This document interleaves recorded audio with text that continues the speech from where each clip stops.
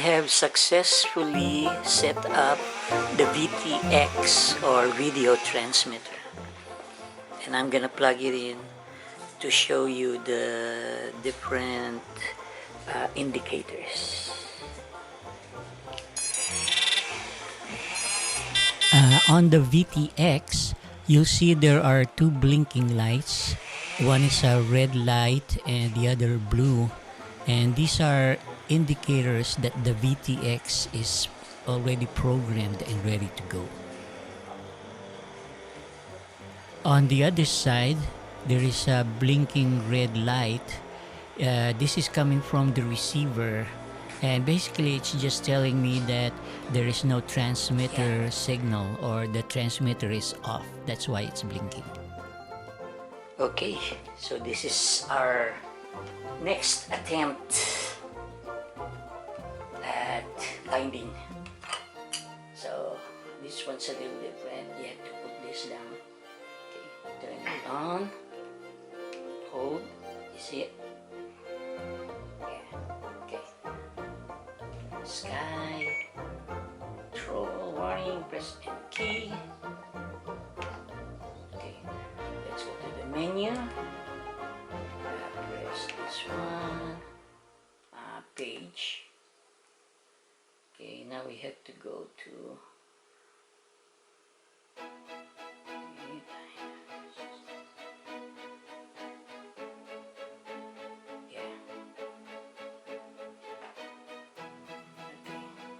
the mode has to be ACCST D16.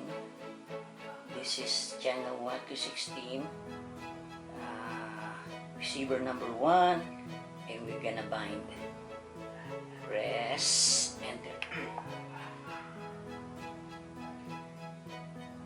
What? Okay. One, exit, bind.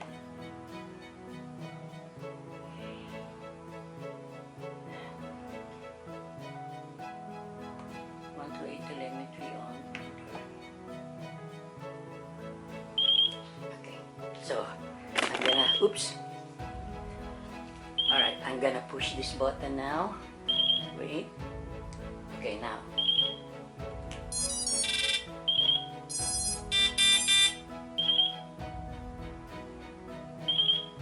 I think it's binding.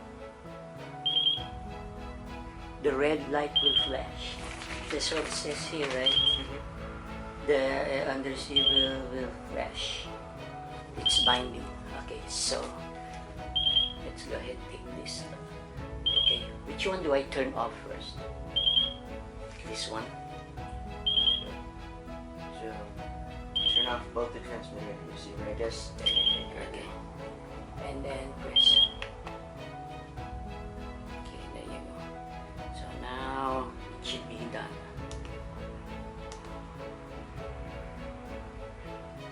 Okay, now don't turn it off first.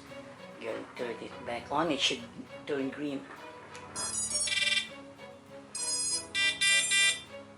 Yes, it's binded. See, it's solid green. Did it! Alrighty then. We're done for this for now. Yep. Now I can. Okay, we are now going to do our very first test flight. Okay, I've just turned on the.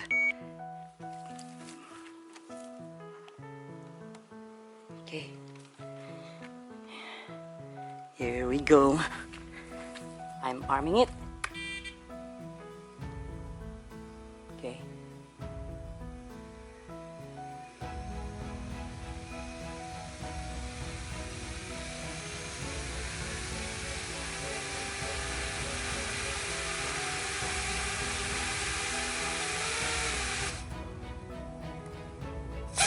Whoa!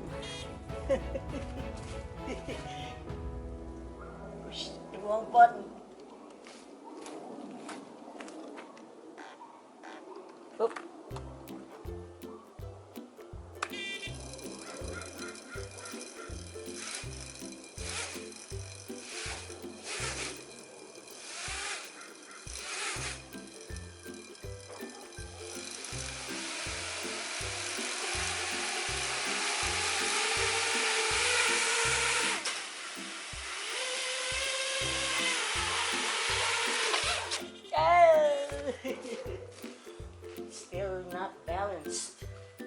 Let's try it again.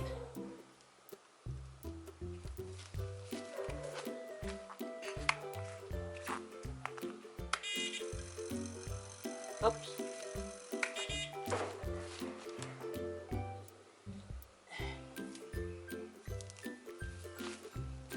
Okay, here we go. I have no prior drone experience, so wala akong alam tungkol sa pagpapalipad. So, bear with me while I'm learning. Oh! Okay. I probably still need to do a lot of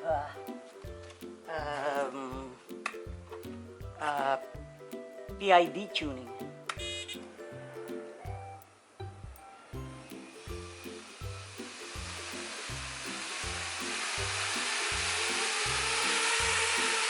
Yeah, it's hovering. Ay, ay, ay.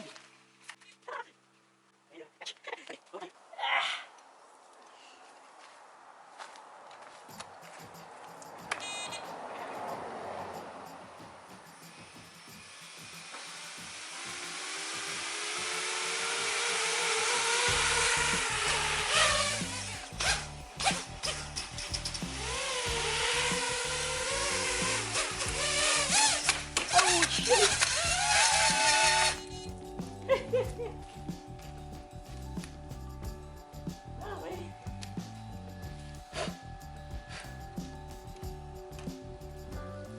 Right.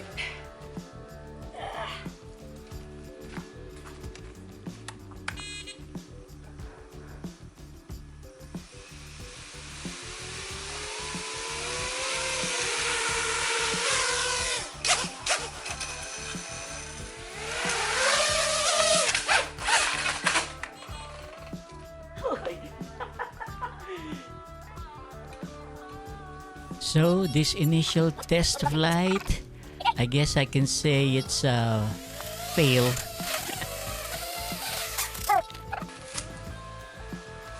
Alright, that's it for our initial test flight. I will need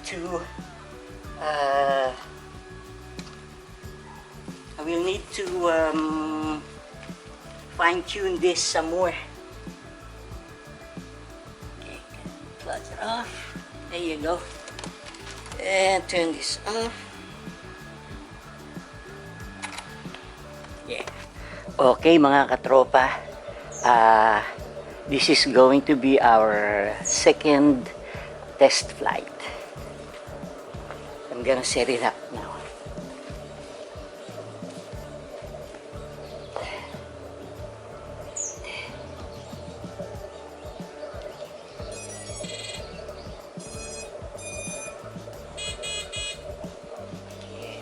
Okay, so I just put on the battery, it's on, and now we sort of like give it a few seconds or minutes to get itself acquainted. Kasi yung gyro niya, yung accelerometer, medyo ginagamay pa kung ano niya, yung position niya. Okay, I've got my remote control. Turn it on.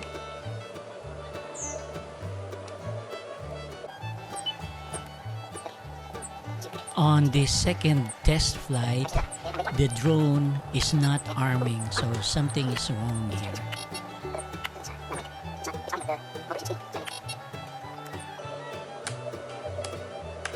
Uh-oh. Oh, fail. Turn it off.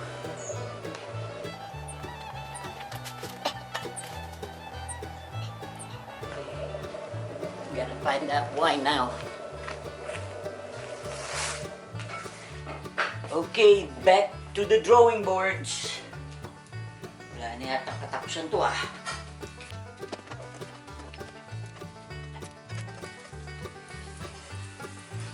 Kapag nga pala na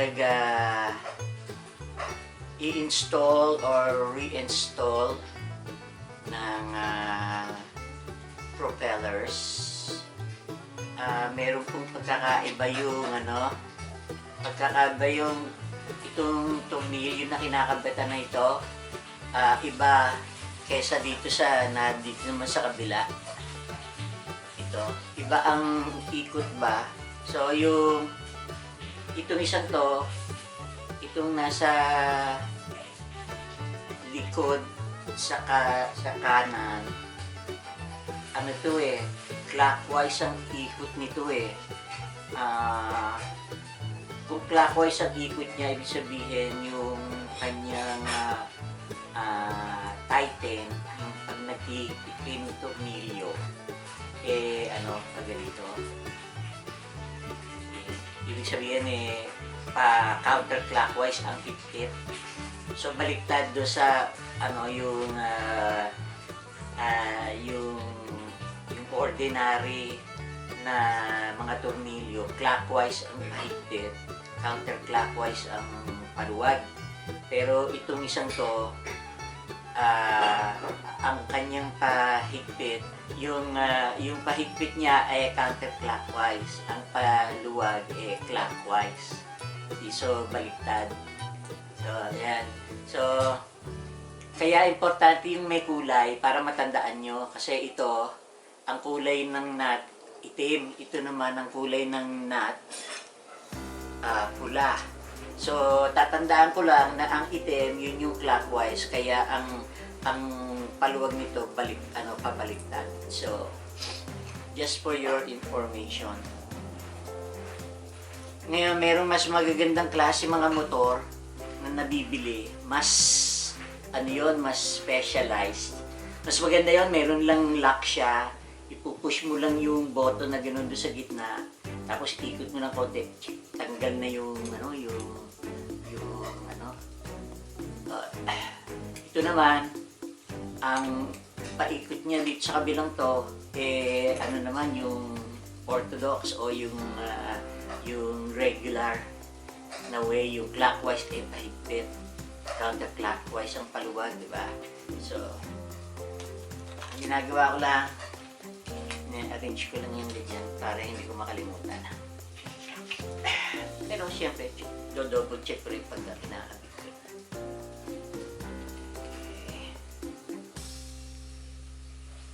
Oh, wait a minute. Mali yun pag ganyan dapat ito, ganyan.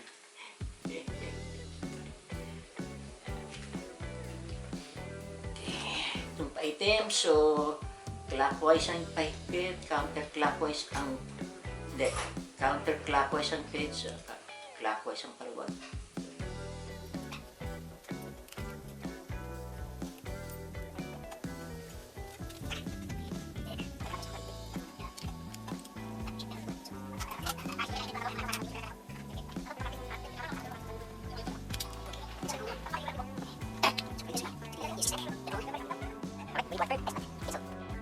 We are on our third, I think it's the third or fourth test flight now, and we're still having the same problems. However, I seem to be getting better at flying it. You know, I think I'm building up some muscle memory on my fingers, and I'm beginning to control the drone a little bit more. So I guess it's all about practice and a lot of fine tuning.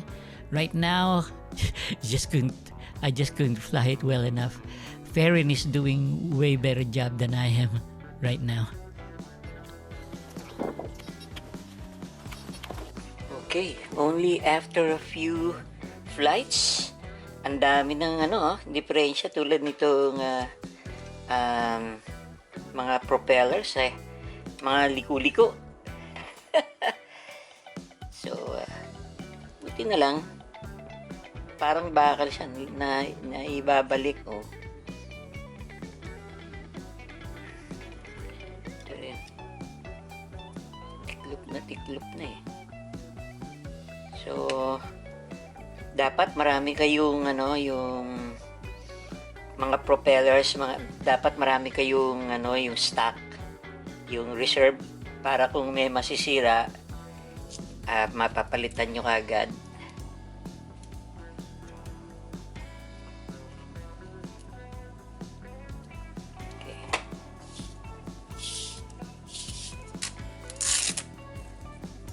kalasin kasi ano, yun o, natanggal yung VTX.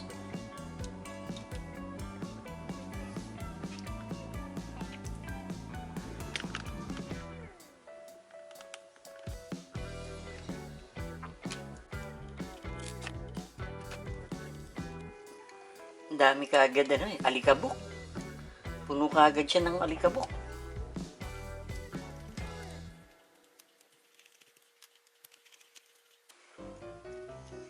Okay. Ito ang problema ko. Tanggal. So, babalik ko lang siya.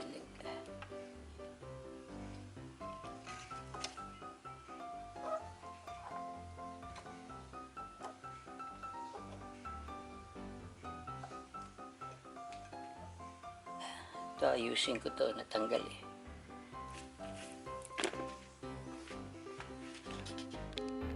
Oh, dito na lang muna tayo mga katropa. Masyadong mahaba yung ating video ngayong araw na to. Marami pa ako mga videos na gustong ipakita. So, o-organize ko muna, saka i-edit ko para mas maganda yung presentation. Hope you like it, mga katropa, and like, share, and subscribe!